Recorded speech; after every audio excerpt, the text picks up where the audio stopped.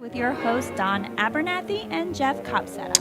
Welcome everybody to another episode of the What's the Scuttlebutt podcast, your favorite World War II based podcast. The new, my live stream's on. The renewed vigor and excitement. What's the Scuttlebutt podcast? I gotta admit to everybody, during 2020, the fact that everything was shut down, all the events were canceled minus one or two, and just being in the doldrums of that was 2020, just kind of killed the motivation for everything. But now that I've been to a great event this weekend and been in contact with some of our listeners and just seeing the renewed enjoyment that is the hobby of World War II reenacting, I am just excited and ready to go. How are you doing, Jeff? Well, I think you've proved that anticipation heightens the pleasure. Never get complacent, stay frosty, and that won't happen. Yeah, I'm doing great. Just survived like one of the worst hailstorms that we've ever had in this part of the country, so that was lovely. But other than that, I think we got some cool things to talk about. I know you do. I've got some things to talk about tonight, so it's going to be good. Did you sustain any damage during all that? So just a little bit. My parents are getting a new roof. Their travel trailer's totaled. Wow. $8,000 worth of damage to my truck. Waiting to hear about Tammy's Durango. Yeah, all kinds of damage to our plants, and yeah. That's my biggest fear with hurricanes. I've been lucky. I've never had any extreme hurricane damage, and of course, we're Americans. Let's be honest. We all have crap in our garage, so no one has room in their garage for your vehicles, unless you have multiple vehicles and only a 2-car garage. I might be able to fit my Jetta in there. I remember a couple years ago during one of the hurricanes, I was able to fit my Tacoma in there. We left the Volkswagen outside because it's a lease. Who cares? But now my Tundra wouldn't fit in there if I wanted it to. I remember the first hurricane I dealt with back was Hurricane Charlie when I first moved down here. And I was driving a sweet 1998 Pontiac Firebird 4-cylinder automatic that my dad got from my stepmom when I was in high school. And she couldn't drive it stick or preferred not to. And so he got her a V6 automatic 1996 Pontiac Firebird Coupe, but in the 2003s, early 2000s, I was rocking a 1995 Ford Escort LX. And so my dad came with me with the prestigious offer to purchase his 1996 Pontiac Firebird Coupe and trade in my luxurious ride of the 1995 Ford Escort LX. Not much of a competition and or challenge there, so I kicked the Escort that didn't have air conditioning on it to the curb because we just moved down to Florida. Started rocking the Firebird, which it was kind of cool because, here I am, 23, 24, and I actually have something that we had in high school. Here's something that sat in the garage in my house in high school. Now, that was Ohio. As soon as I graduated, my dad, a couple of years later, moved to Texas, then moved to California. So this car went from Ohio to Texas to California, and then back to Florida. Pretty much everything I had from our childhood was gone. And I ran that thing to the ground. It basically got 150,000 miles on it, started having all kind of problems, and kicked it to the curb. But the reason I bring all that up is during Hurricane Charlie, it did get minor scratches and abrasions on the hood from flying shingles. But that's like the worst damage I ever got on any of my cars, knock on wood, from a hurricane while living here in Florida. Yeah, you're pretty lucky. I mean, I've been through some hailstorms and I've never had any damage. But, man, we made up for it this time. It was just like the luck ran out. But it could be worse. Let me ask you a question. I know you have access to Jeeps, 1943 Fords, Willys, what have you. You ever pushed one? Oh, yeah. Of course you pushed one. Have you ever pushed one 300 yards? It'd be a close second to that. And not only that, I had to push it up a ramp onto the trailer. I'm sorry, not 300 yards, 300 feet. 300 feet is 100 yards. Yeah, probably. You ever pushed it 6,000 feet? Yeah, that's like a mile. Actually, it is, that would be a mile .67. How would I know this? Well, tonight I achieved the ultimate in mixing my two passions in life, and that is World War II and ridiculous ass-kicking voluntary fitness.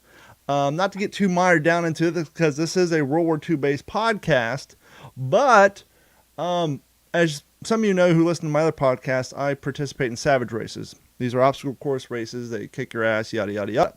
Well, right now in the month of April, I'm participating in the Savage Race, Savage Anywhere virtual race. It's not even a race, it's an exercise routine. And they're major. You have 28 days to finish 14 of them. And they sound easy, but they're not. Like, one of them's like, okay, yeah, you run a mile, take a break, run 3 miles. Big deal. One of them is a wreck, where you put on a carrier plate with 30 pounds on it. You go out and do 50 air squats, run a mile, on dirt, mind you, do 50 air squats, run a mile, and either do that for 3 miles or 6 miles. Anyhow, I won't bore you guys with all that. You can see all these routines on our YouTube channel. Well, one of the races that I put off, or one of the exercise routines of the 14 I've been putting off, is called Out of Gas. And the whole thing is, it's supposed to be a sled push, but we're normal people. We're not CrossFitters. We're not professional athletes. We don't have weighted sleds to push around, right? And they thought, well, how can a normal person do a sled push?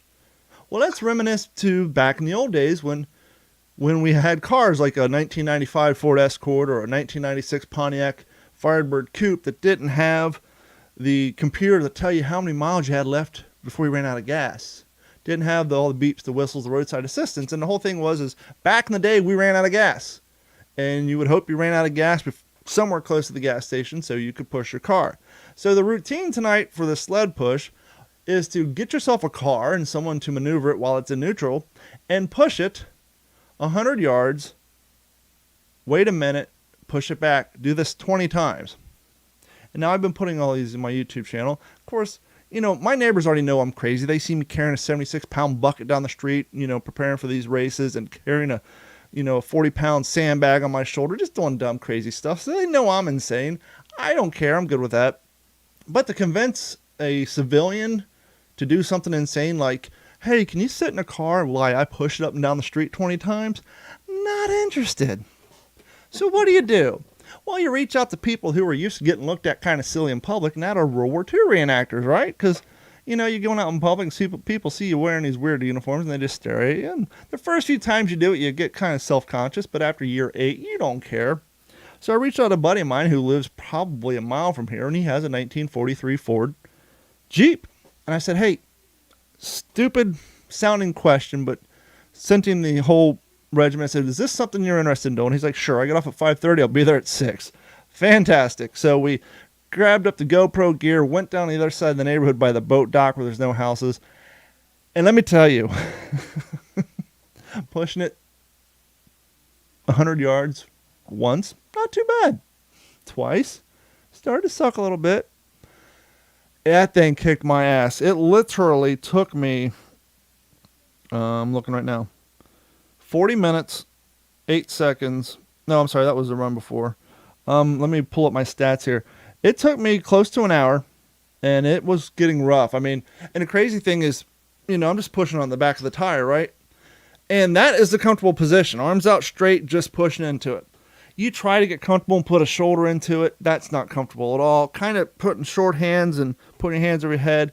It worked a little bit, but basically you had to suffer through it. It took me 55 minutes plus 58 seconds, and that includes the minute breaks. And, not only am I doing this routine and filming it, I'm also doing spontaneous interviews. So, Joseph, explain to the people what the purpose of non-directional tire tread is. If you're restoring one of these, what's one of the most common parts that are hard to find? Things like that. Which, by the way, we had an epiphany, because a lot of times when you're talking about this stuff out loud, you think of weird things. And so for those of you who don't know at home, World War II vehicles, they have what they're called non-directional tires. Well, all that means is when you're looking at the tread pattern in the dirt, you can't tell which way said vehicle was traveling, right? Correct? I was going to say, this is an audio podcast. Shaking your head for people at home, they can't see it. So yes, but as well as I do, with the exception of like the scout car and maybe the high command who's zipping around in a Jeep, most vehicles have infantry near them, right? Because a vehicle without infantry is pretty much a dead duck. So the fact that our guys aren't wearing non-directional boots, the fact which way the said vehicle's going just by the pattern of the boots who are following said truck.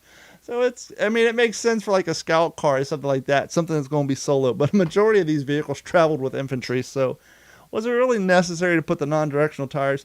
But I will say, I said in the video as I'm pushing, and the video will be up tomorrow on my YouTube channel, I know some people are going to say, well, that's a pretty light vehicle. It's 2,800 pounds. Pretty heavy. Driver's 210 pounds. And for effect, we did have a 30 cal machine gun mounted on it. So that's another, 15, 20 pounds? But I made the observation as I'm dying pushing this thing, killing myself. The argument could be made that a modern car with directional tires and nice new wheel bearings would probably be a hell of a lot easier to push than that Jeep. So, yes, it may be a little lighter. We are working with old technology, non-directional tires, and some old-ass wheel bearings. So if you guys want to see me suffering through pushing a Jeep, that'll be up on the YouTube channel tomorrow. And by the way, I did this. It's 10 o'clock now. I didn't get done until 7, so this was something I did just a short 2 or 3 hours ago. So I'm pretty tired and pretty sore. But that's just the icing on the cake of my weekend. But before we get into it, do you want me to get into my weekend, or do you want to get into the topic you want to talk about? Well, real quick, while we're way off topic to begin with, I did want to mention something about. I just kind of want to give a shout out to educators, real quick. I had a college professor of mine send me a message today through Facebook Messenger. I haven't seen him or been in his classroom, I think, in 6 years. Okay, I took a summer class with him. It was environmental science, and he just out of the blue sends me this message: "Hey, man, do you know anybody that will sign up for my environmental class this summer? Please, help me out." Like, yeah, I don't know if he just hadn't anybody sign up yet, whatever, and the class may get canceled. Okay, and that kind of like, wow, I must have left somewhat of an impression. He remembered me, all those students, all those years teaching, and he reached out to me. And then, of course, he asked about, oh, you're still doing that stuff at the museum and all of your, programs and things like that. But it kind of really made me think, we probably take educators for granted more often than not. And to be humbled like that by a guy that I haven't seen in 5 or 6 years, to think of me, to help him out, to reach out to me, I told him, I said, well, I'd love to take it again, honestly, but here's what I can do. I'll mention on our podcast tonight, if there's anybody in my area, the Burnham Marble Falls area, that's going to Central Texas College that's looking for a really cool class, hit him up or hit me up. I have his number. He said, hey, they can text me. Let's do this. It's a great class. And I'll tell you, there's one thing that I remember from it.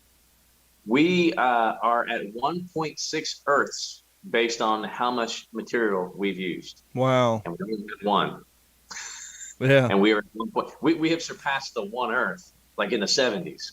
So it's kind of an eye-opening thing, but totally not a history topic. But like I said, and since this podcast is about how history is so important, and educators, and people who do podcasts, people do reenacting, that is so important.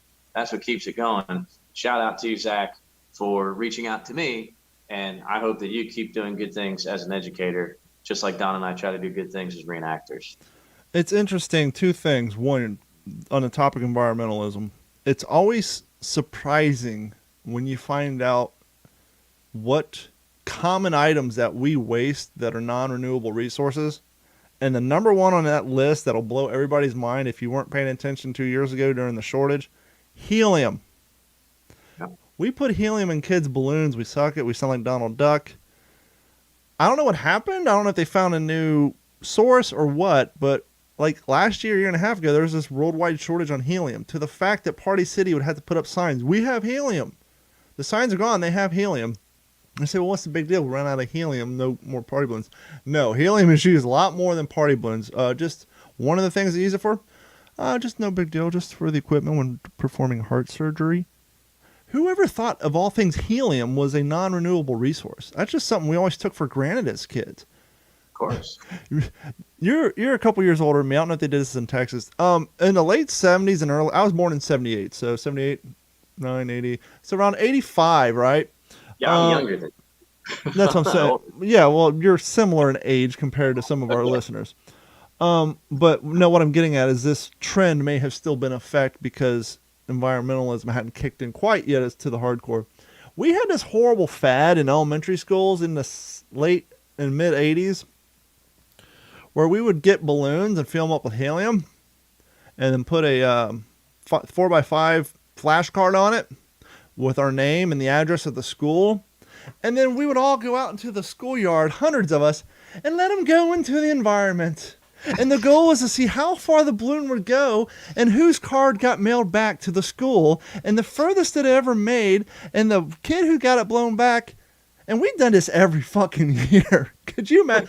Every year, 4 years in elementary school times, let's say, depending on the size of the school, 50 to 100 kids. So over 4 years, 6,000, 1,500 just balloons thrown into the wild. And this is in Kentucky and Ohio. How many of those just ended up in the woods, creeks, rivers? So not only are we wasting helium, we're putting rubber into the environment and paper, postcards. Lo and behold, people would return the postcards and the kids would win the prizes. But just the downright stupidity and lack of, and this was at the time where Woods of the Owl and Smokey the Bear were at their all-time high. I give a hoot, don't pollute, and all that. I give a hoot, don't pollute, but let's go let some helium balloons out into the air with postcards on them and see if they make it to Ohio. The 80s. Weren't they great? The second thing, you're talking about educators.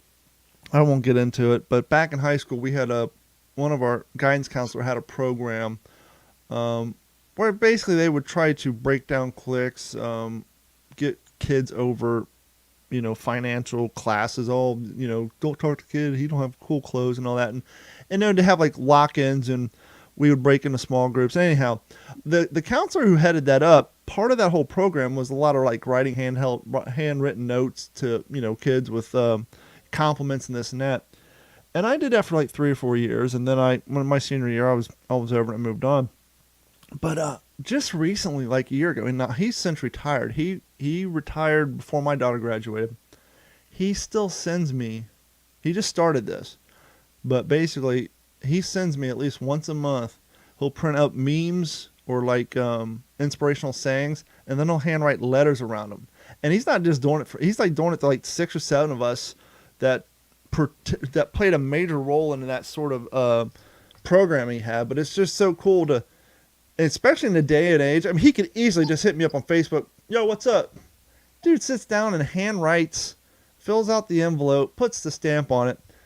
And I haven't got around to it, but I really want to get like an old school V-mail envelope and write him some letter back, like as if I'm on the front line, and just send it back to him. Because when's the last time you've handwritten a letter and mailed it to somebody? How cool is that? And the fact that it's a guy who was my counselor in 1996, 1995. So long ago. And like you said, it's just interesting when you have an educator or a former guidance counselor after 25 years just reach out to you like, hey, what's up? It's like, wow, that guy does care. And it's pretty special. And this guy is like a super saint. He ended up like adopting like 7 kids, had 3 biological kids. I mean, this guy was just, he's awesome. He's damn near a saint. Yeah. Well, that's probably a perfect segue into what I wanted to talk about tonight, as far as people who, leave an impression on you and people who become mentors and everything. And I think for all of our listeners, and I know you and I included, there's been that one World War II vet, right? There's always been that one World War II vet that was like, he stood out, he was special, or she, they just meant a lot to you. And maybe it's why we study, or maybe that's why some of you reenact, because of meeting this one particular vet. And I have multiple World War II vets like that in my life. I've been lucky, there's been probably a half dozen that have all had that kind of an impact on me. And I'd like to talk about one of those tonight, because the story is really cool. This is why it's so important to go to air shows, guys. I mean, air shows, this is like air show. It's America, and I can't wait. I'm going to be going. There's an air. I'm not calling it an air show, but it's like an air display, whatever it is, down in San Marcos, the Centex wing of CAF. This weekend, I'm going to go down there on Sunday. I'm not working it. They didn't ask me to go or do anything. I'm usually there performing in some way or demonstrating. I'm going as a civilian. I'm just going to dress up in Air Corps and play and get some pointers from. They have a really nice museum down there. Fifi, the B-29's flying in. So always good stuff when you go to an air show. So there I was at an air show. This was September of 1998. I'm still living in Jersey then, still in South Jersey. And I volunteered at an airport there, a little regional airport. They had a really awesome air show. And of course, dude, 1998. Like, Yeah. there's a lot of World War II vets alive. You know, That's my biggest regret, that is I didn't start this 8 years ago, 5 years ago. exactly. Oh yeah, for sure. Imagine 20 years ago. Well, the technology wasn't there. Yeah, I would have loved just to have a handheld tape recorder and been Right, interviewing people. right. So I had this guy come up to me and says, "Hey, can you give me a hand with something?" I said, "Yeah, sure." So there's an enclosed trailer, and it's got Ontario tags on it. And he opens up inside this trailer, and it's a glider. And since I was volunteering there, he asked me as part of the air show. Like a He hang wanted glider? well, not a hang glider. You sit in it. You pilot this glider. Okay, like the ones with the fan on the back? No, they're pulled. Oh, okay. They're Oh, pulled so you by mean like a another guy. legitimate glider, like Yeah. fiberglass? So Oh, okay, cool. one of those. Now, are those So considered that's ultralights? maybe. So that's me there, and then this is the pilot right here, and he says, "Hey, you need to help me, build this thing." So we did. I helped him put the wings on and everything, and they hooked him up. And when he took off, there was a guy traveling with him and said, "Hey, do you know who that is?"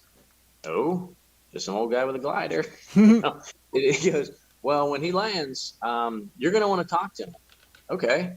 So he comes up to me, and we take another picture. This one here is kind of a close up of us Nice. with his glider. It says "Wings of Man." That was the name of his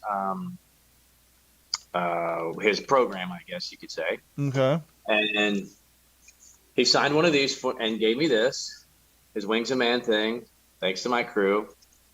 And he asked me, he says, what's your favorite airplane? So we started talking about World War II, and I said, "Oh man, probably the B-17. And he goes, "Oh man, those are easy to knock down." This is him as a young man. Wow. German pilot. Can you hear me? Yep.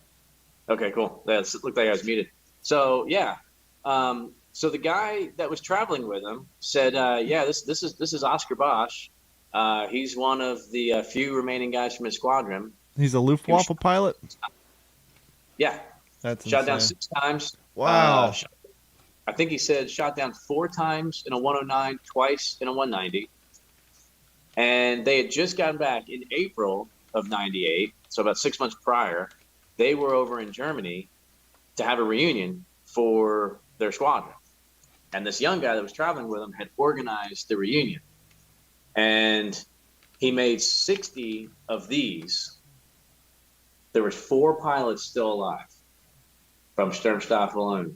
And these are the 4 guys, hand-signed, all 4 of them hand-signed in gold ink. And he made 60 of these. That's badass. That's it. This guy they didn't have a picture for, but he's the one who designed the squadron insignia. So this is one of 60 hand-signed by these 4 pilots in April of 1998. And I just got to sit there and talk to Oscar Bosch. That's badass. And he would tell me how he shot down B-17s and what it was like flying for the Luftwaffe. So, again, there I am as a 15-year-old kid standing next to this guy. Definitely one of the World War II vets that stands out, especially in my mind, for having an impression on a young guy and, just being able to hang out and listen to him. And looking back, I bet you he enjoyed it just as much as I did. To be 70-some years old and have a 15-year-old kid know kind of what you're talking about and appreciate it and want to hear it, I think we fed off of each other. So, again, that's just like, an educator or, somebody, a mentor from your past. It's important. And I hope the veterans of my generation 50 years from now remember that. What you said there kind of struck a memory for me. This and another example. This is probably 3 years before I started doing the podcast. I just finished reading Sid Phillips' book and Robert Leckie's book. Both of them talk about on the way down how they stopped in Melbourne and they had the dock union strike.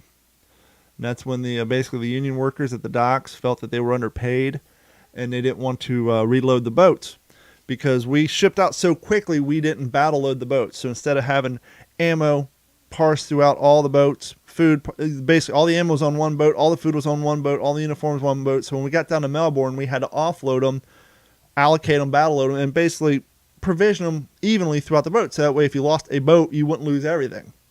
But the Melbourne union workers said, we don't want to work these hours. We don't like the high demands, and we're not getting paid enough, so they went on strike. And the Navy and the Marine Corps said, no big deal. We got plenty of men, and half of them here are farmers and machinists. They know how to work the equipment. And so they had them on 24-hour shifts, offloading, reloading, and then it rained the whole damn time. And so like all your D rations and K ration boxes were getting wet. They're talking about like there's mounds of corn flakes from all the boxes breaking apart. All the labels would fall off the cans. So you didn't know later on when you're being deployed, you didn't know if that can you got was peaches, pears, what was in it, because all the labels fell off the cans. But anyhow, I was down at Fort Myers Beach and I was walking off of a job I do for an ice cream parlor, and there's a guy sitting in the passenger seat, and he had a hat on with the Marine Corps First Division patch on his hat. And I said, "Oh, thanks for your service." "Oh, thank you." "What years did you serve?" 41 to 45. I was like, now a lot of people would instantly want to start talking about battle and this and that, right? And the stuff you hear about on TV. I said, "Were you in Melbourne during the Union strikes?" And he was like, "Yes, I was." And we spent 20 minutes talking about it. Not one did I ask him about killing Japs or combat. We basically talked about Melbourne and Australia the whole time. And he was so delighted to see, I was probably, mid-30s, to see some random 30-year-old not only know about World War II, but know about something as mundane as the Melbourne Bay Union strike and the 24-hour shifts of offloading. And we talked about basically all the Liberty stuff he did, not the battle stuff, and it brought a smile to his face and those memories. And that's another thing.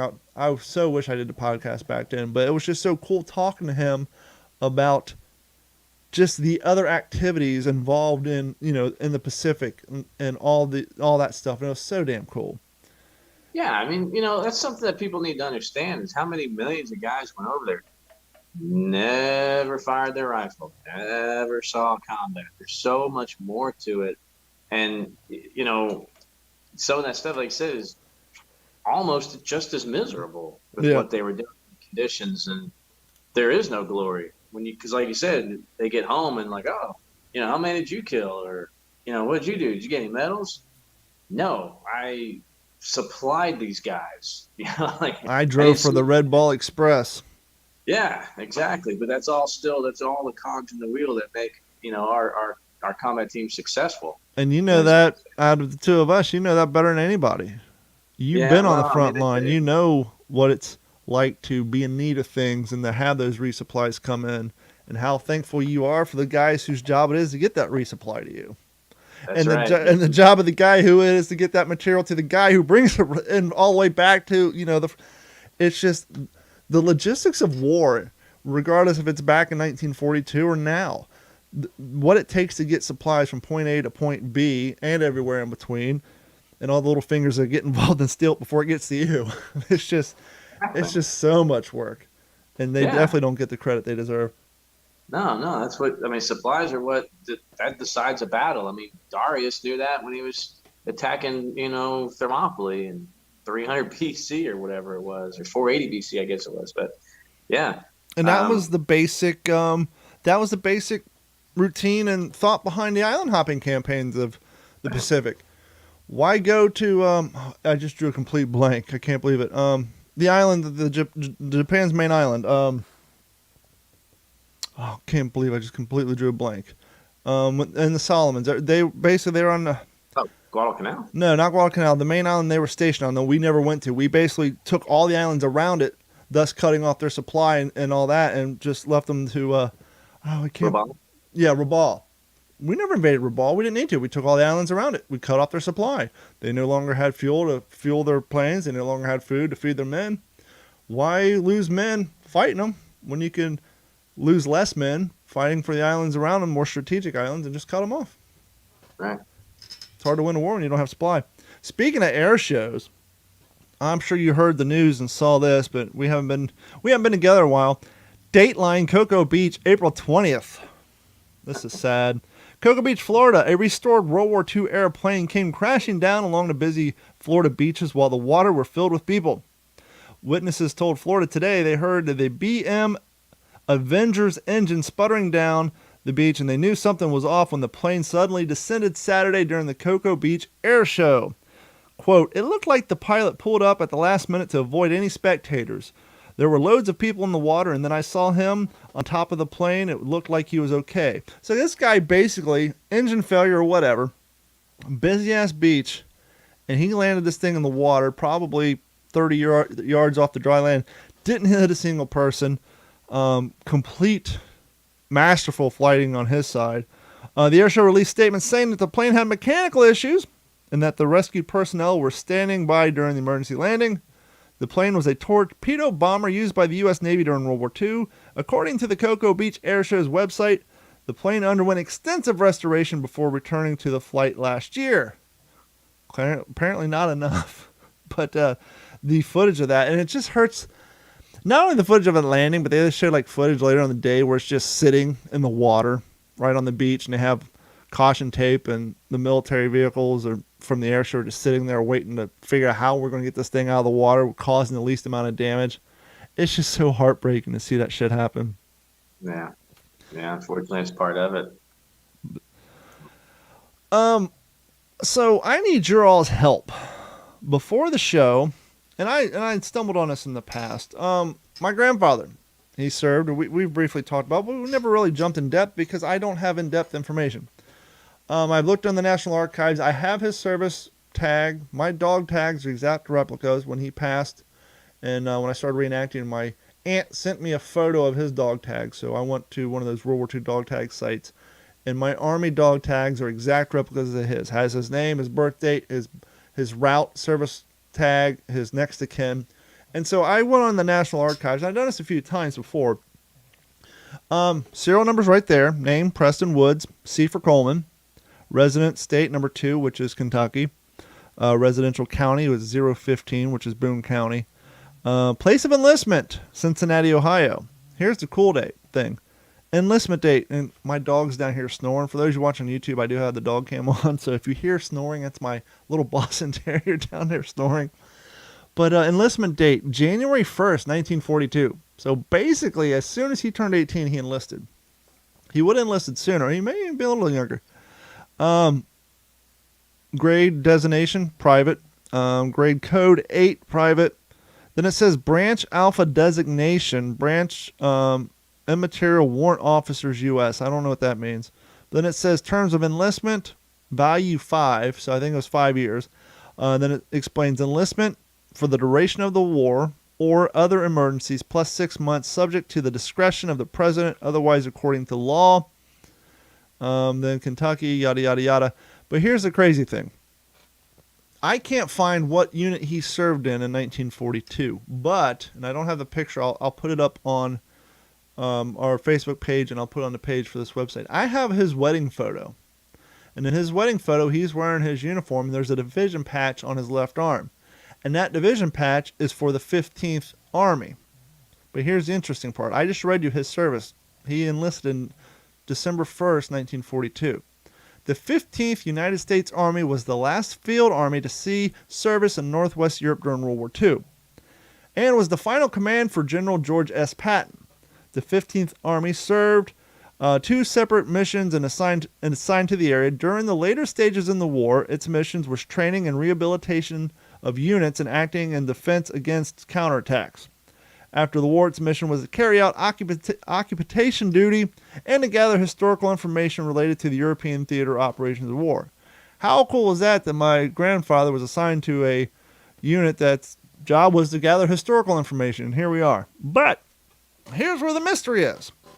We know that he enlisted in 1942, right? We know that on his wedding date, he had a patch for the 15th Army. The 15th Army wasn't activated until 1944.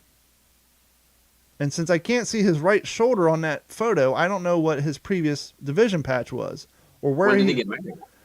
Well, if the 15th Army wasn't activated until August 21st of 1944, and in his wedding photo he has the patch on his left arm, clearly it was after August 21st of 1944. Otherwise, that unit didn't exist, and he wouldn't have had the patch on his arm. So if he enlisted on December 1st of 1942, but then had a 15th Army patch on his shoulder during his wedding photo, where was he the first 2 years? Was he assigned to a division? Was he stateside? So before the show, I took a service number and I started scanning. I tried to find a website that actually gives you legit free information. And I found one that I put in there, and I'm probably going to have to pay the trial because now they got me hooked. They showed a thumbnail image of his, even though he wasn't drafted, of his quote-unquote draft card. And so when I ran a service tag on some of these other websites who don't give you the information for free, some of them are claiming they got some information. So I'm going to have to, I guess, fork over some money, and or if someone listening to this podcast knows where those websites get their information from, if you guys know a website other than the NARA, because that's where I already went, to get information on service personnel, please let me know, because I'd really like to solve this. I've asked my uncle and my aunt. They have all his letters and all this stuff. They're just in a basement of the old house somewhere. They don't know where it's at. I've been trying for years to get this information, but I'm really interested to see where he was prior to August 21st, 1944, and being assigned to the 15th Army. Because, he's my grandfather, and it would be nice to, if I knew what divisions he were, it'd be kind of nice to build an impression around it, right? So when I go to an event, I can explain, hey, here's who my grandfather served with. Here's, I could even do a little timeline, if you will, at a museum on his service time. Only thing I do know, and this is probably why he never talked about it, at some point he worked grave registration. So his job was to go out there and gather up and bury our lost. And so clearly he didn't talk about that at all. But that's the only information I've ever been able to get off my family. Oh, he was in Europe and he worked grave registration, and we don't talk about it. And so now it's up to me to try to track it down using the internet. So if anybody has any ideas of where I can go, let me know. Here's a little something cool that came across my timeline. 6 World War II inventions that changed everyday life. Before I read these off, do you have any guesses? I probably saw the same article because I shared it with some of my colleagues the other day. Something the History Channel put out? Yeah.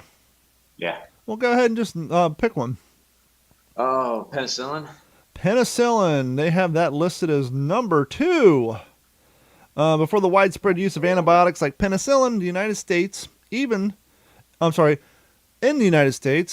small cuts and scrapes could lead to deadly infections. Ain't that the truth? My little dog here who's sleeping had to go to the vet this week because she got a cat scratch on her head and it got infected.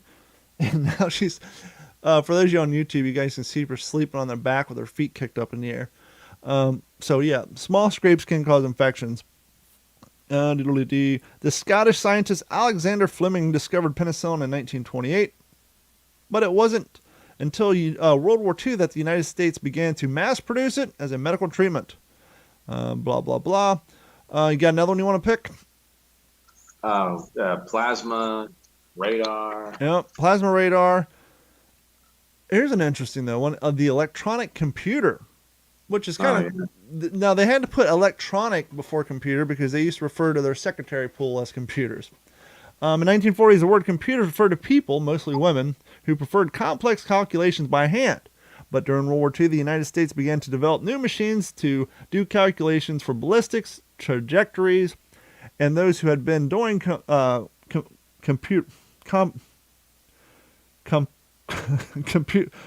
whatever by hand. I don't know why I'm having a problem with that word. Computations by hand took the job programming of these machines. You figure an IT guy wouldn't struggle on computations. But I do have a learning disability, and that goes back to when I was in the 2nd grade. Radar, which just kind of makes sense. You suck in too much helium? Is that what you're going to say? Yeah, too much helium. Blood plasma transfusions. Here's a cool photo of medics tending to a wounded soldier on D-Day. During World War II, the U.S. surgeons named Charles Drew standardized the production of blood plasma for medical use.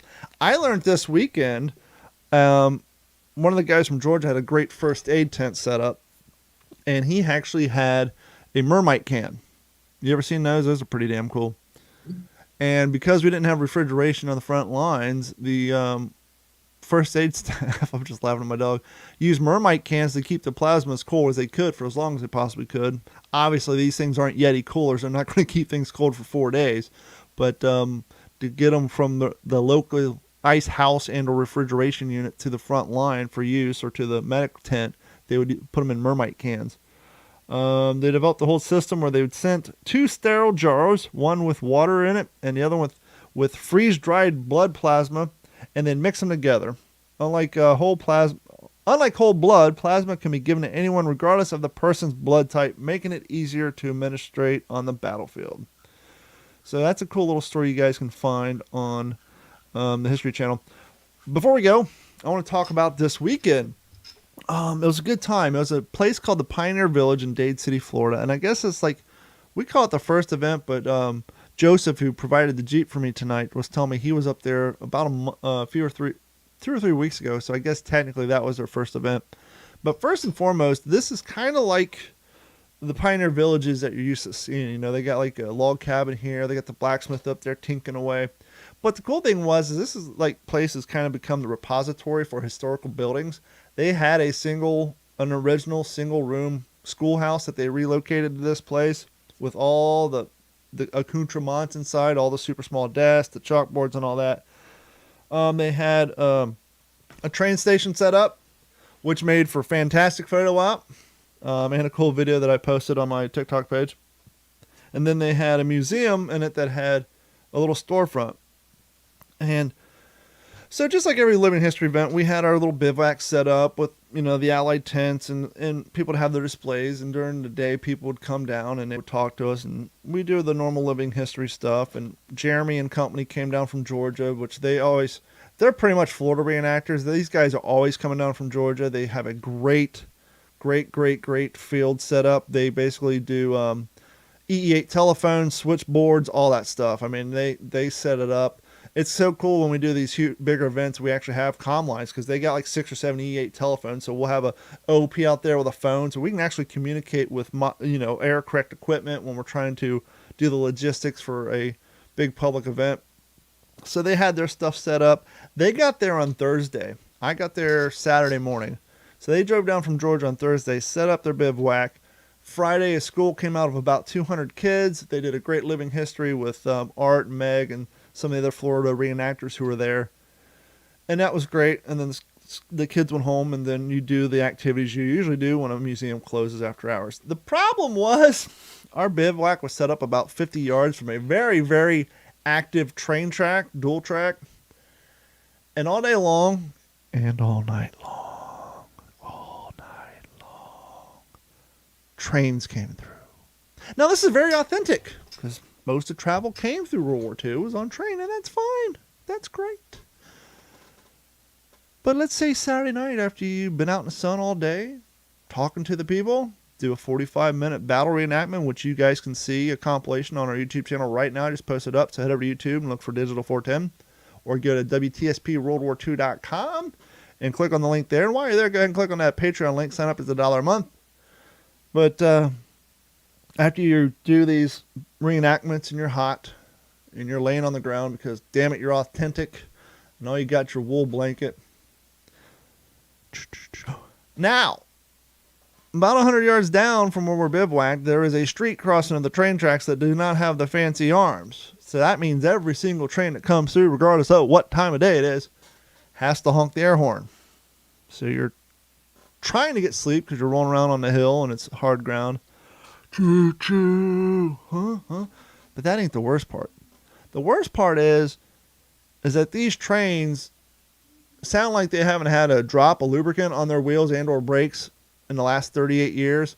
And so while you're trying to sleep in your tent, it sounds like 30 banshees are scratching 300 chalkboards in your tent and your head's about to explode. And this happens once or twice an hour, by the way, Jeff. And so when you fall asleep at 10 o'clock, by 3 in the morning, you're crawling out of your skin. It got to the point where I put in my earplugs that I use for the reenactment just to try to minimize, not alleviate, not delete, not remove, but minimize the screeching of the fucking banshees that are ripping through your tent. It got so bad that like 2 of the people who got there on Thursday and slept through this Thursday and Friday, they lived like 45 minutes away. Saturday night, they said, to hell with this. I'm going home. I need more than 2 hours worth of sleep. But the guys from Georgia who went through that for Thursday, Friday, Saturday, and then finally went home Sunday, I just had to have one night of it, and that was Saturday. I had had enough. I was like, if I ever hear another train, it would be too soon. So next year, if we do it again, we're going to move our bivouac to as far away from the train tracks as possible so we can get some more sleep. But, and it rained that morning. They were saying, well, it's going to rain tonight at 3 a.m. So we're all bunkered down in our little pump tents expecting a rainstorm to roll through. And we're kind of sleeping on an incline. So I'm at the top. I'm not too worried about it. If the rain comes, it'll just wash down. Rain didn't come until like 10 o'clock the next morning, which was great because, I actually had time to tear my tent down so that I didn't have to worry about drying it out before packing it up. No rain on Saturday. It rained like a bastard early Sunday morning. And the event didn't really start until 2 o'clock as far as the battle reenactment. And since it rained early, as happens, rain keeps spectators away. And so the spectators and the public, they dribbled in, but we didn't see half the numbers like we did the day before when it was nice and warm out. And I got to thinking, well, I brought my class A uniform because I heard there was a USO show. Little did I know the USO show was going on throughout the day. They weren't actually having a USO show at night for the reenactors like often happens. And as I so exuberantly exclaimed a few episodes back, I finally got a class A uniform that fits me, an Eisenhower jacket. And I was going to wait until the end of the day, but I knew I was tired. So I was like, well, we got a few hours to kill. Let me do a wardrobe change like Cher. And so I put on my Class A uniform, which you saw the photos on Instagram. And you know what the cool part about those photos are? They were taken by random people at the museum with my phone.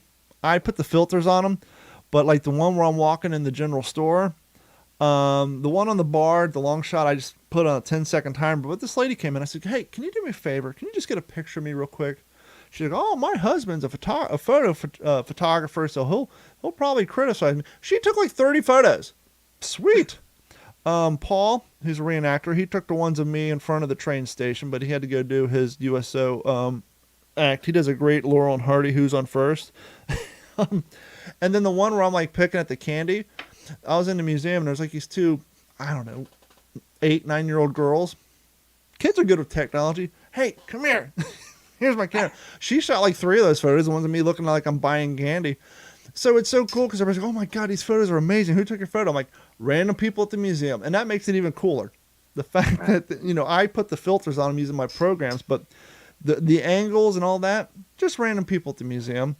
And, that's one of the hard things to do. Like if you're at a living history event, getting the energy to change, take off the leggings, go get the wool trousers on, get the tie on, and you're outside and it's 89 degrees outside. Now you're wearing a wool shirt with the Eisenhower jacket. And it was kind of a pain if I did do it, but after I got the photos and I'm home, I'm so glad I did.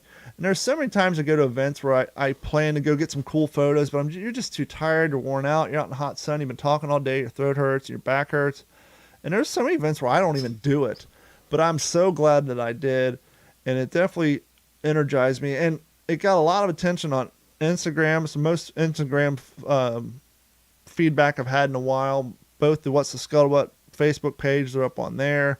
My Southwest Florida World War II page, and everybody seems to enjoy the photos. We got a cool little video where we're all sitting in the train station because we all just have on our wool shirts and our overseas caps, and we have our leggings on. But other than that, and Hunter has his full gear on, his web gear. He's got turned on his face. I go, you can't sit with us. You look like you walked off the front line. You messed the picture up. But we did a video where he's walking by, and I get up and I smack his ass, and I posted that online. But it was a great time. I did record an episode, so the next episode following this one will be me interviewing Paul, who does the Abbott and Costello bit. I will say it's going to be a little echoey because we're filming it in basically a pole barn that's full of citrus historical equipment. It's like because we're in Florida, it's a citrus museum. So I'm like laying on hardwood floor. I got my less than stellar microphones because I don't want to take my studio mics out there because these cost too much if they get stolen. Whereas if the old mics, for those of you who've been around since day one, the first series microphones we use on this podcast, they retail for like $30. So if those get stolen and or lost, it's not a big deal. But the ones I have in studio now, which have a better quality, which I'll probably take the next time if I'm lucky enough to interview a World War II vet or someone around at the time, I'll take these microphones to get better quality. But, if I'm in a barn or somewhere, whatever, I'll just take. Anyhow, discovered one of my microphones has a short in it, but we made it work. But it's at the end of the day, we're both exhausted. So I'm like laying on the floor, on the hardwood floor of this citrus museum with my head underneath the microphone, because if I even touch it, it would make this obnoxious noise. So I'm laying on the floor talking to my microphone.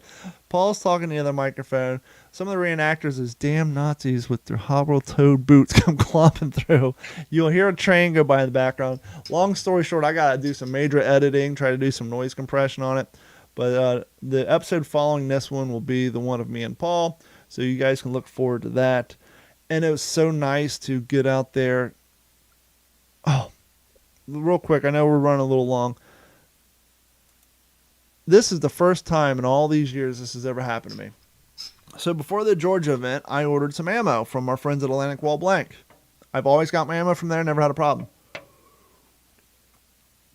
Now it's COVID, and I'm not blaming them, but the shipping took forever and 3 days. To the fact that when the Georgia event back in January rolled around, my ammo was going to be there on Monday, and I had to leave on Friday. So my ammo wasn't going to show up until after the event. Luckily, Jerry Oxley, who's been on this show, been on a lot of my YouTube videos, he lives in Bradenton, 50 miles away north in the direction which I was going. I reached out to him. He always has a stock ammo. So he said, hey, I left a bag of ammo on my front porch. Stop by and get it. Don't worry about it. I said, cool. When I get my ammo in, I'll just drop it off and we'll trade out. So anyhow, get the ammo, go to Georgia, have a good time. Come back Monday, my ammo's here, throw it in my ammo can, don't even look at it. That was in January. We're in April now. Now, I've had some issues with my firearm in the past at events where I will shoot an end block or two, and then for some reason my charging handle gets dislodged from my carrier bolt, and I'm field stripping the damn thing on the field, reassembling it, putting it back in, whatever. So I said, that's not going to happen today. This is my first event since January. I got time. So I set up my camera and I cleaned the hell out of my M1. I'm cleaning the gas cylinder. I'm cleaning I'm taking it apart. I'm cleaning every bit. I'm scrubbing. I'm oiling. Not today. Not going to have any problems. Assemble the thing. And you guys will see this on the video. The video, the first day I did handheld stuff on the field. And the second day I put up static cameras. And I just mixed them all together, make it look like one video. Get out there, shoot one round, boom, awesome. Pull the trigger, nothing happened. What the? Running, ducking, diving, prone and crawling. Pull up, nothing. Charge the next round, nothing. Pick up the ammo, don't see any contact made. There's no firing pin marks. Put it in my pocket.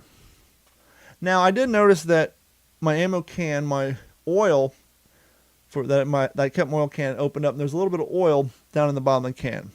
Maybe some of the ammo got wet. Maybe the powder's wet. But once again, I'm not seeing a marker. I'm not seeing an indentation on the blasting cap showing that the firing pin had struck it. So anyhow, unload it, load up another end block, crawl, pull the trigger, nothing.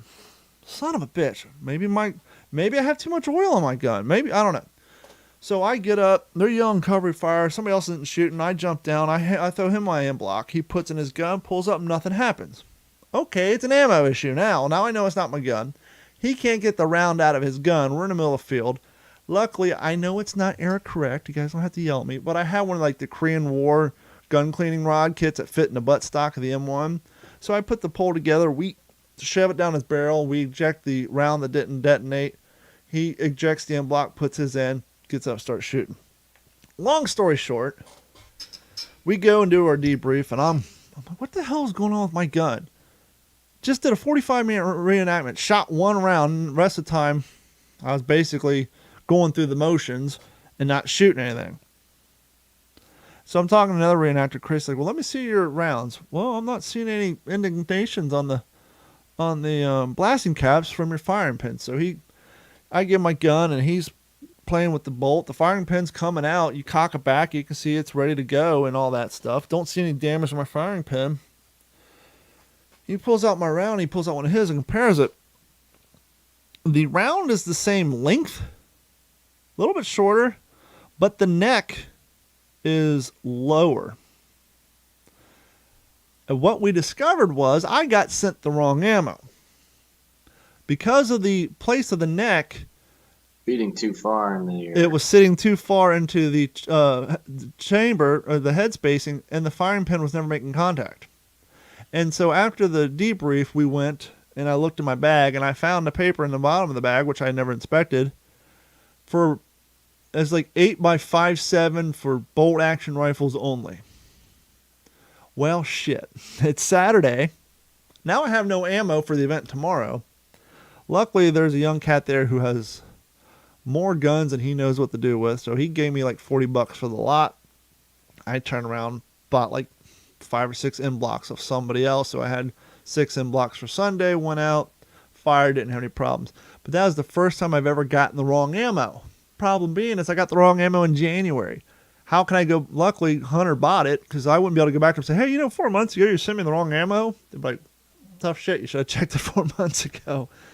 But yeah, I don't know what you use 8x57s for, but it ain't an M1, and it's not a 1903. We tried it in a 1903 Springfield, and it same headspace issue, so I couldn't sell it to that guy. But Hunter's like, I'll buy it.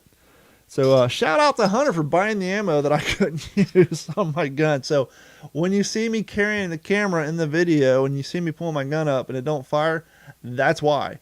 But I don't know. All in all, I had a good time. I'm super excited to be back. Sadly, though, we're here in Florida, Lake Glen, Florida. No, Zephyr Hills, Florida is doing a D-Day Living History event. No reenactment, which is fine. But it's outside and it's in June. And it's D-Day.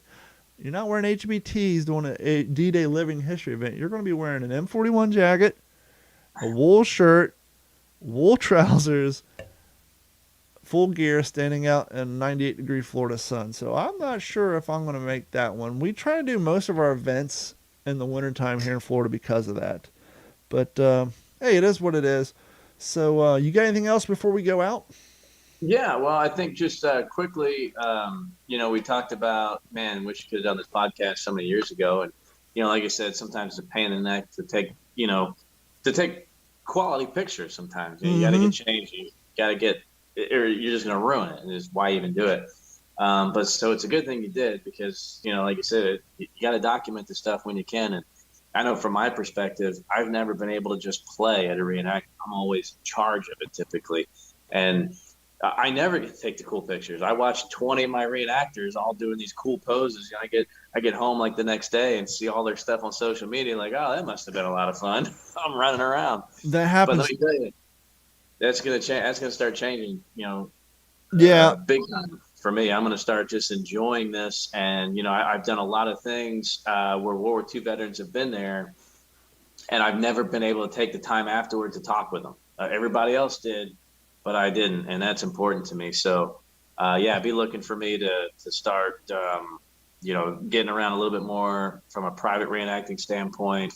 And, shout out to Highland Lakes Air Museum here that voted me in as the director back over the summer. And some really cool things are about to start happening. So if you're in my area, if you're in Central Texas and you're familiar with the Commemorative Air Force, in Burnet, we've got the Highland Lakes Air Museum. We just had a record air show last month, over 4,000 people. Don, I will send you the video. We had somebody actually put together a video, collage, about a 7-minute video of the air show last month. It's really well done. You see the reenactors, you see the aircraft, the A-10s. Is it up on YouTube?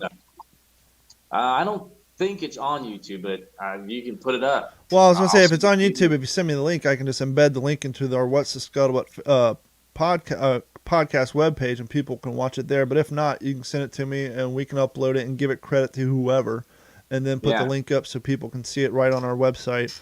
And if you go there right now, go to WTSPWorldWar2.com and you'll see a post of this last weekend's event. 2 things that you said. One, it's very important, no matter how tired and oh God, change, do the photos. There's so many events that I just too tired, and Monday, like you said, Monday rolls around and you're on Instagram, you're on Facebook, and you're seeing all these badass photos. You're like, oh, that's when they said, hey, I'm gonna go take photos, and I'm like, I'm gonna lay in my tent and drink out of my canteen and smoke Lucky Strikes. You guys have fun.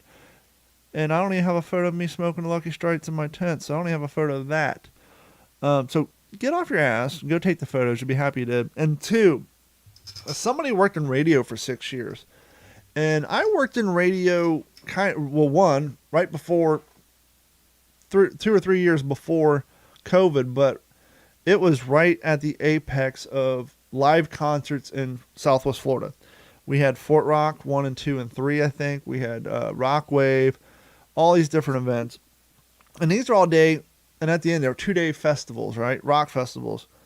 And I worked at the radio station the first few we actually invented and put on, but because, anyhow, after a while, the other radio stations got included. But like you were saying, while everybody else is out in the crowd watching the concerts and doing this, yes, it was cool that we had a tent and we're literally talking to, Shannon Larkin and those guys from Godsmack. We're talking to guys from Papa Roach, Megadeth, and all that. Just like when you meet these, famous, World War II veterans and all that. Yes, in hindsight, you may have a few photos, but during that time, you're in work mode. You're not in, holy crap, I'm hanging out with celebrity modes. You're like, okay, we got to get these guys interviewed, got to get this done in 15 minutes, got to line up the next one, then we got to go to stage announcements, we got to tell everybody that the fire marshal wants to make sure they drink at least one water between each beer so they don't get dehydrated, we got to throw out t-shirts. And when you're in that work mode, even though you're around all these cool people, it's not like you're sitting down and having a discussion with them. You're doing an interview like, they're out in and out in a few seconds. At the end of the day, you're just exhausted. And you're like, what happened? You don't even realize. And like you're saying, when you're the organizer of a living history event, you're the same way. You're in work mode. So even though all this cool stuff's happening, you could have all these veterans, you could have these cool equipment there, but because you're in work mode and your job is to make sure the show gets put on, that time it's done, you don't get to enjoy taking photos, stopping and breathing and taking it all in because you have people, hey, oh, by the way, this guy didn't get his food coupon, or so-and-so can't get through the check-in with his Jeep, and where is he going to set up his tent and all that stuff. People don't realize the logistics that goes into putting on an event, and it's a lot of work. And so last thing, I'm reading this right now. Nice. I read it as a kid, and I'm really enjoying reading it now, so I just started it 2 nights ago. I'll try to have it done before our next podcast. Who's the author on that? Harry Crosby. He's one of the famous navigators from the 100th. And I guarantee this is going to be referenced more than once in the Masters of the Air series because, I read Masters of the Air, and Don Miller does a great job with it. But the 2 main actors, well, whatever their names are, they're like set for life now. The 2 guys that they portray, Bucky Egan and Bucky Cleveland, 2 Buckies, 2 best friends. That was the 2 guys that Harry looked up to in that squadron. So he's going to get referenced a lot. This is probably one of the best books maybe ever written about the 100th bomb group. It just seems like. Go ahead. Well, I was going to say, next time you're taking pictures at a Seaboard Coastline train station or something, make sure you have a valid pass in your hand. Well, see, the crazy don't come get you. Exactly. Well, the crazy thing, I didn't know the thing was there, right? Because I didn't research this place. We're just walking around like, ooh, there's a train station. That'd be a cool place. And that's the nice thing about some of these museums is, especially when they have a train station or a general store, what a better place. If you have a Class A uniform, it looks better to wear that in the general store than it does standing in front of your bivouac. It just doesn't make sense that you'd be standing in front of a tent in a Class A uniform.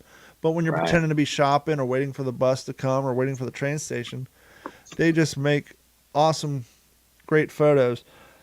The HBO series you're referring to, I don't know if it's because we're reenactors and we've been waiting for this thing, but I found out this weekend they're just now almost done with pre-production. This thing hasn't even been shot yet. I thought they would be in post-production by now.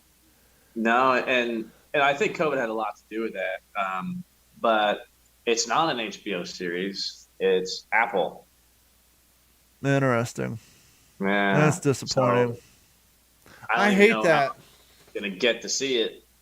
I guess they'll have a DVD box set or something that'll come out. But yeah, a little bummed about that. Well, that's like, what was the other Tom Hanks, Grey Wolf or whatever the hell that was, and no one saw because, Greyhound. yeah, because it was on a streaming service. Yeah, I've never seen it. You know how many people that I know who've never seen The Right Stuff because it was it was on Disney Plus. When we shot that thing, and I was doing background work on it because I have family members who want to see it. But Right. the only people who have Disney Plus are Star Wars fans. I'm sorry, that's the way it is.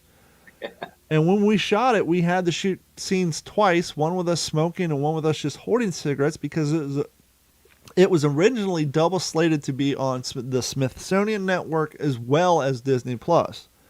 And then they wanted to do a Disney Plus exclusive, hoping that people would subscribe. Which I think the show would have gotten a hell of a lot more views and probably would have got better reviews and maybe even more of a following if it was on an HBO or a Smithsonian Network. To the fact that Disney Plus just canceled season 2. Because, well, once again, no one has Disney Plus unless you're a Star Wars fan. I have some people who want to see it, but they don't want to pay that $9 a month for a service that's next to impossible to cancel once it's done. But hopefully they'll shop it around and find a new location. Sad thing is, and I don't know if it was political or whatever, but they had announced before season 2 got canceled that they moved production to Southern California. So Florida already lost the productions on season 2 anyhow, which was sad. But anyhow, it was still a good show, and if you guys haven't seen it, go on Disney Plus and check out The Right Stuff, and you'll see yours truly in episode 1 and episode 4. But I think that's going to wrap it up for this episode of the What's the Scuttlebutt podcast. Thank you guys so much for hanging out with us and joining us. Thank you, Jeff. I know you got some more severe weather heading your way, and hopefully things are going. What the hell is going on in Texas this year? It's April and May. This is just how it is, man. Yeah. This is what it does. This is spring. Yeah, You know, you it's say hot, that, man. but when's the last time you've had pumpkin-sized hail come and destroy your car? Actually, they weren't much bigger than nickels. It was just the velocity that it was coming down. I mean, I've seen baseballs falling from the sky and didn't do anything but bounce off the stuff. And this just pelted everything. But yeah, it is what it is. But so to our listeners, I'd love to see some pictures of some famous World War II vets that they've met, or World War II vets that mean a lot to them, or their favorite air show. Let's see some stuff. I want to see it. We want interaction with you guys. We want to build a community here. And by the way, it's always nice when I go to these events too, because like I get there and I go, oh, everybody's been asking if you're coming, this and that. And, you know, because I have a lot of friends there. But every once in a while, I'll get like a new face or someone who has been reenacting, but really not too much of stuff that I show up. Oh, you're the guy from the podcast? And then I always do, at Sunday night, whenever we're leaving, everybody's packing up, I walk around and I just say, shameless plug time, shameless plug time. And I start handing out stickers.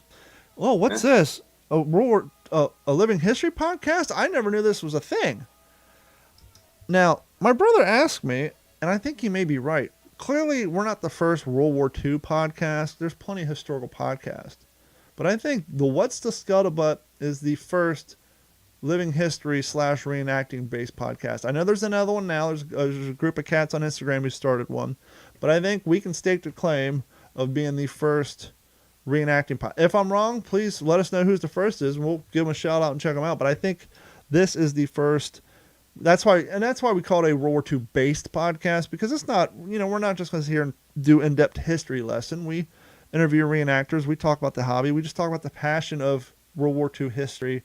And let's be honest, most people who dedicate as much of their personal life to World War II history, either A, are older now and they stopped reenacting, they've had an interest in reenacting, they never got into it, or are reenactors. And so, I'm proud of it. We're a reenacting podcast. It is what it is, and we're one of the first, and we're gonna claim that mantle and hold on to it until somebody proves us wrong. I love it. Yeah. But like you said, let's enact with our reenactors. Let's info. Let's hear some more stuff. Let's just make it simple. Mail call. Everybody knows mail call. Mail call at WTSPWorldWar2.com. Send us your pictures. We'll put it up on our website. Send us your photos. Send us links to your YouTube video. We'll share them. We'll make people see them. Anything. And by the way, if you want to come on the podcast, I mean, who better to have on the podcast to talk about history? We can't know everything. And that's the great thing about living history is everybody finds that little niche something that sparks their interest, that lights their fire, and they collect on it, whether it's civilian home front stuff, whether it's first aid stuff, whether it's the field kitchen stuff, like, people we've had on the show before. If you have a niche and you think you can carry on a conversation and, hang out with us for 30 minutes or more, hit us up. We want to talk to you. We want to have you on a show. And as well as if you know anybody who was living, they don't have to be a service member. They could be your great grandmother who was alive here on the home front during the war. You know anybody who was alive in the 40s and that's still elusive and can carry on a conversation? We'll make it work. Email us, mailcall@WTSPWorldWar2.com, and let's make this thing happen. I'm fired up. I want to get some more shows out to you. We kind of we didn't slack off. It's just between COVID and life and this and that, our schedule kind of got mixed up for a while, but our commitment to you, the audience, is to start bringing you guys more consistent episodes. So, unless you got anything else, Jeff, we're going to do our outro and hit the road. No, sign off. Thank you guys so much for joining us. For Jeff Copsetta, I'm Don Abernathy, and we will talk to you all soon. This has been a Digital 410 production.